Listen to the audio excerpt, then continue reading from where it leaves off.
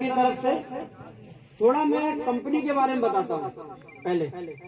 तो आज कंपनी के जिस कंपनी की वजह से हम आप लोगों के बीच में उसके बारे में थोड़ा जान लें। जो कंपनी है BASF इंडिया लिमिटेड, इसको हम लोग बोलते हैं बासफ, ज्यादातर हम लोग बासफ के नाम से जानते हैं। तो जब पहले खेती करते थे तो पहले बीमारियां नहीं आती थी, तो बोलते भी होंगे दादा लोग, सब लोग बोलते हैं पहले तो ऐसा कुछ होता नहीं था, तो पहले सीधा ऐसे बीज डाल देते थे। फिर समस्या क्या आती थी, ऐसे बीज साल पहले की बात करें, समस्या क्या थी कि बीज तो डाल दिया लेकिन फसल और कूचा या चारा आपका दोनों साथ में उगता था, ये समस्या थी। उस टाइम पे क्या दवाई आई, आपका बासालीन डालते हो लोग, बासालीन है, स्टॉम्प है, क्योंकि उस टाइम पे उसकी जरूरत थी, तो कंपनी ने वो दिया, जिसमें क्या होता था आपका कूचा नीचे रह जाता था और आपकी फसल ऊपर आ जाती थी। आज समय और बढ़ता गया, मौसम बदलते गए तो बीमारियां प्रभावी होती गई। तो ये जो कंपनी है, ये रिसर्च बेस्ड कंपनी है, इसके अलग अलग स्थानों पे इसके वैज्ञानिक बैठे हुए हैं, जो आगे से आने वाले 10 सालों में आपके बीच में क्या बीमारी आने वाली है उस पर वो रिसर्च कर रहे हैं। उदाहरण के लिए मैं बताऊं, आज आप लोग सब लोगों के राइडा है, लेकिन राइडे में सबसे बड़ी समस्या है आपकी लौकी मूलगी, सबसे बड़ी समस्या है। तो उसके निदान के लिए कंपनी पिछले 8 सालों से काम कर रही है कि ये इसका समाधान किसान को देना है। कंपनी कर रही है काम। अभी हमारा जो सीकर है, सीकर में सबसे ज्यादा राइडा होता है, वहां पे आधे सारे लोग तो जो बोले ना भाग गए, तो भाग गए, तो वो क्या कर रहे हैं, वो बंद भी कर रहे हैं, लेकिन ऑप्शन नहीं है तो उनको लगाना है। अपने यहाँ पे ठीक है, सरसों नहीं तो जीरा लगा लेंगे, लेकिन वो जीरा में भी आ रहा है। तो उसके लिए जो कंपनी पिछले 8 सालों से मेहनत कर रही है, वो दवाई आई है। अभी हमारा टेक्निकल ट्रायल था, जो वैज्ञानिक लगाते हैं वो दिखाते थे, अगली साल वो हमारे हाथ में आएगा, हम आप लोगों के बीच में लगाएंगे, आप लोगों को दिखाएंगे, आप लोगों को अच्छा लगेगा, वो प्रोडक्ट आपके बीच में आएगा। तो एक तरह की कंपनी है कि किसान को क्या समस्या है उसके लिए अच्छे से जांच परख के रिसर्च करके तभी प्रोडक्ट आप लोगों के बीच में उपलब्ध कराती है। वही हमारी बात चल रही थी। दूसरा, इसके बहुत सारे ग्रुप हैं, उनमें से जो एग्रो इंडस्ट्री है उसके बारे में हम लोग आज बात कर रहे हैं। तो अब हम आगे बढ़ते हैं।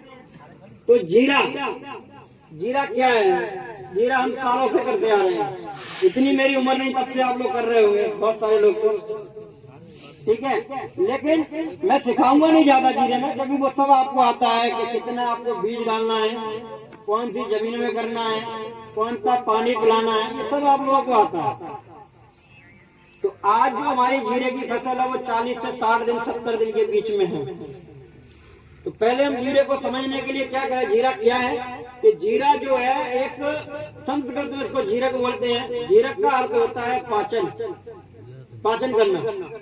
तो जीरा एक मसाली फसल है, मसालों की फसल है, कैश क्रॉप है, आपको तुरंत फायदा मिलता है, पैसा मिलता है, तुरंत बिकती है। जीरा की जो फसल की खेती की जाती है विश्व में, सबसे ज्यादा भारत में की जाती है, और भारत से जीरा बाहर भेजा जाता है। भारत में भी सिर्फ आपके 2 राज्य, एक गुजरात, एक आपका राजस्थान, जहां पर ही जीरे की खेती आपकी होती है। राजस्थान की बात करें तो राजस्थान में भी जो पश्चिमी राजस्थान है, आपका जोधपुर है, जैसलमेर, बाड़मेर, जालौर, कुछ पार्ट बीकानेर का, कुछ पार्ट आपका नागौर का, यहीं पर जीरे की खेती होती है। इतनी महंगी फसल है, अच्छी बात है, लेकिन यहीं पर क्यों होती है? क्योंकि जो जीरे की फसल है वो आपका हल्की ठंडी जलवायु चाहता है, ठंड होना चाहिए, हल्का होना चाहिए, यानी कि जो उसके तापमान की बात करें तो तापमान उसका होना चाहिए 12 डिग्री कम से कम, और आपका ज्यादा से ज्यादा होना चाहिए 30 डिग्री। 30 पे ज्यादा जाता है तो समस्या क्या आती है? क्योंकि जब हम बीज डालते हैं तब टेम्परेचर बहुत बढ़ा रहता है, तो हमको उगाने में समस्या आती है। 2-2, 3-3, 4-4 पानी में हम लोग उसको उगा पाते हैं। इसीलिए क्या करते हैं, पिछली साल लोगों ने ज्यादा समस्या झेली, तो लोग इस साल समझदार हुए, उन्होंने थोड़ा लेट डाला, तो टेम्परेचर सही रहा तो उसमें उगने में समस्या नहीं है। तो उसी तरह से जीरा, अब जो टेम्परेचर नीचे जाएगा तो उसमें बीमारी अपनी आएगी। जैसे आप लोगों को सामने दिख रहा होगा, भारत में सबसे ज्यादा होता है, तो भारत ही सबसे ज्यादा उत्पन्न जीरे का उत्पादक देश है, जो आगे आगे जाके बाहर भेजता है जीरे में बीमारी। मैं फिर से आप लोगों को बोलूंगा, हम लोग एक चीज में बड़ा कंफ्यूज रहते हैं, बीमारी में और कीट में। अगर जो जीव भी पड़ता है उसको भी बीमारी बोलते हैं, और बीमारी होती है उसको भी बीमारी बोलते हैं। तो जो जीव होता है वो बहुत कम होता है, जो मैला बोलते हैं हम लोग, वो है जीव, और बाकी की है बीमारी। तो आज हम लोग बात करेंगे कि बीमारी क्या क्या है जीरे में हमारे। ठीक है ना, बैठ जाएंगे। तो हम लोग जब आगे चल रहे थे, जैसे कि हमारे यहीं पर जीरा हो रहा है, जीरे का भाव भी बहुत अच्छा है। तो अभी कुछ समय से हम लोग देख रहे हैं जीरे का भाव थोड़ा डाउन हुआ है। ठीक है, वो जो भी है कमर्शियल चैलेंज है, उनके चुनाव था, कुछ लोगों ने खरीदा, रोका, वो एक्सपोर्ट रोक दिया, क्योंकि उनको पता चला कि मार्केट में तो बहुत सारा जीरा लगा हुआ है। क्योंकि सरकारी आंकड़े जब जाते हैं ना कि इतना जीरे की बुआई हुई है, तो उनको भी पता है खरीदने वालों के आगे तो बहुत सारा जीरा आने वाला है। तो उस हिसाब से भी थोड़ा खरीद बंद है, इसलिए थोड़ा जीरे का भाव डाउन है। लेकिन जीरा इतना ज्यादा डाउन जाएगा नहीं, क्योंकि जो जीरा होता है वो हमारे ही होता है, बाकी और कोई राज्य जीरा नहीं उगाता है, जीरा हमको ही भेजना है, तो जीरे का भाव तो रहेगा। तो हमने खेती भी खूब लगाई, फसल भी लगाई, लेकिन अगर बात करें 5 साल पहले की और आज की बात करें, तो जीरे में जो मौसम है वो बड़ा बदलाव वाला है। पहले इतनी ठंड हमारे यहाँ नहीं रहती थी। तो जीरे की जो हम बीमारी भी देख रहे हैं यार, तो जीरे में हमारी 3 तरह की बीमारियां आती हैं, जो आपको सामने दिख रही है। जो पहले वाली जो बीमारी है,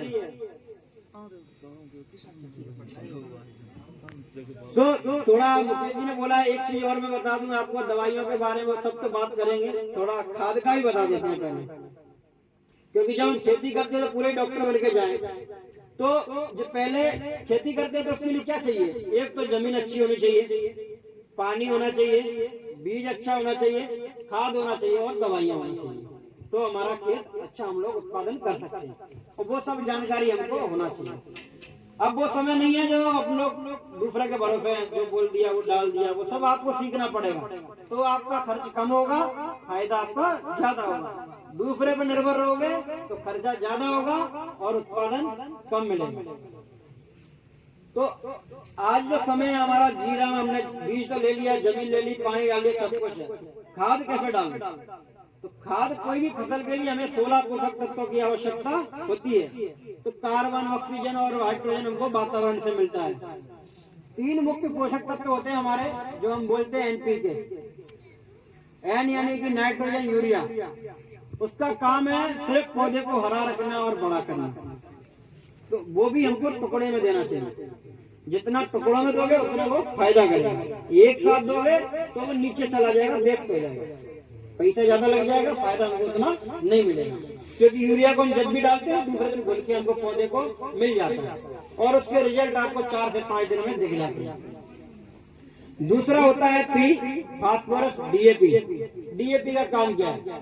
DAP का काम है P2O5 फास्फोरस है, वो उसकी जड़ पे काम करता है। तो कोई भी पौधा तब चलता है पहले जड़ चलती है, जड़ रुक जाती है तो पौधा आपका रुक जाता है। तो इसीलिए जो DAP, लेकिन DAP लगता कब है? DAP लगता है 28 से 30 दिन में। और उसकी एक शर्त है जो बुजुर्ग लोगों को पता हुआ है कि वो हमेशा मिट्टी के नीचे दबाना चाहिए। अगर मिट्टी के नीचे नहीं दबाओगे तो DAP नहीं लगेगा, कितना भी DAP देना, क्योंकि यूरिया जड़ पे पहुंचता है, DAP जड़ के पास नहीं जाता, जड़ उसके पास आती है। तो जड़ कभी मिट्टी के ऊपर नहीं आती, इसलिए उसको मिट्टी के नीचे दबाना होता है। तो ज्यादातर जो DAP आप चाहे आपका जीरा हो, चाहे आपका प्याज हो, कोई भी फसल है, वो आपको बिजाई के समय ही देना है। जो मिट्टी के नीचे आएगा फिर आप बिजाई करो उसको। तीसरा होता है पोटास। पोटास का काम है जो फल है आपका उसको वजन बढ़ाना और चमक देना। तो उसी हिसाब से अब ये थोड़ा लेट लगते थे, बाकी और सहायक होते, द्वितीयक होते, कैल्शियम है, मैग्नीशियम है, बोरान है, जिंक है, इनके ज्यादा हमारा इतना ज्यादा काम जो फील्ड क्रॉप है उसमें नहीं रहता है। वो बाकी जो वेजिटेबल है या फ्रूट है उसमें काम आता है, सब्जियों में या फलों में वो काम आता है। बाकी का जो अभी हम लोग देते हैं सल्फर और जिंक, वो जरूर देना चाहिए, उसकी उपलब्धता रहती है तो पौधे को काम जल्दी लग जाता है। यही हमारा फर्टिलाइजर में है। इसीलिए जब ये लेट लगते थे तो कंपनियों ने, विज्ञान ने और खोज की, आपको वो लिक्विड वाले दे दिए, एनपीके बोलते हैं ना, 19-19, 12-1/0, 13-0-45, 0-52-34, वो सब आ गए, जिससे वो आप स्प्रे करो तो वो जल्दी लग जाता है ना। तो बाद में आप लोगों को डीएपी वगैरह नहीं डालना। तो ये खाद का था। अब हम आगे चलते हैं कि आपने बीज लगा लिया, खाद डाल दिया, यानी हमने पौधा तैयार कर लिया। तो सबका पौधा जो है, किसी का 30 दिन का है, 40 का है, 60 का है, यहाँ तक सब लोग मेहनत बराबर करते हैं। बीज सब 2-3 किलो बीजे का डालते हैं, डीएपी भी डालते हैं, सल्फर जिंक सब डालते हैं, पानी सब दे रहे हैं, ये सब बराबर की मेहनत हो गई। जीरे का जो मुख्य चैलेंज है वो अभी चालू होता है।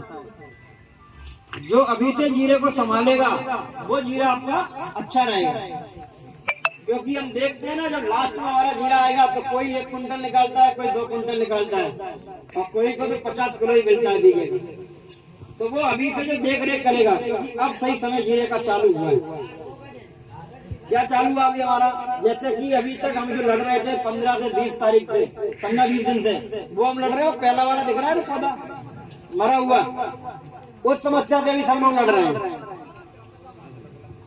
तो उसका मैं क्लियर कर दूं, उसका किसी के पास परमानेंट इलाज नहीं है, अपने दिमाग से निकाल दो।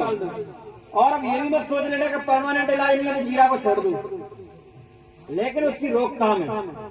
अगर आप उसकी रोकथाम के लिए, जैसे जो भी है, आप कॉपर डालते हैं, कॉपर ऑक्सीक्लोराइड है, थायोफ्लोराइड मिथाइल है, जो डालते हैं, उससे डालोगे तो आपका 8 दिन 10 दिन वो रुक जाता है। वो आता क्यों है, उसके बहुत सारे कारण है।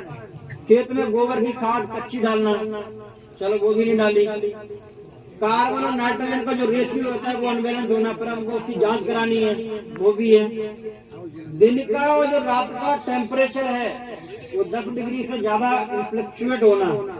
देखते हैं रात को तो अधिकतम तापमान गया हमारा 8 डिग्री 9 डिग्री, और दिन में जा रहा है 28 डिग्री। उस टाइम पे वो समस्या आपको ज्यादा देखने को मिलेगी। इसके कारण है, जिसके कारण ये बीमारी आती है। तो इसका कोई परमानेंट इलाज नहीं है, इसकी आप कुछ समय के लिए रोकथाम कर सकते हो। लाइन में आज जो भी जीरे में पानी पिला रहा है, सूखा खाली पानी नहीं पिलाना, आप उसके साथ में कॉपर ले लो, या फिर आपका थायोफ्लोराइड मिथाइल को लाइन में चला दो, तो आपका पौधा कम मरेगा। सालों से पता है हमको कि जब हम पानी पिलाते तब तो बड़ा मरता ही है, तो फिर हम गलती क्यों करें। आप उसको पहले से लेके चलो, आप पहले उसमें चला दो लाइन में, तो आपका वो कम मरेगा। तो पहली बीमारी तो आपकी ये हो गई। दूसरी जो बीमारी है, दूसरी बीमारी जो दिख रही है इसमें, इसको बोलते हैं हम झुलसा। जीरे का कोरोना, कोरोना आ जाता तो बचता नहीं था ना आदमी, तो वैसे ही ये झुलसा है, ये इसका कोरोना।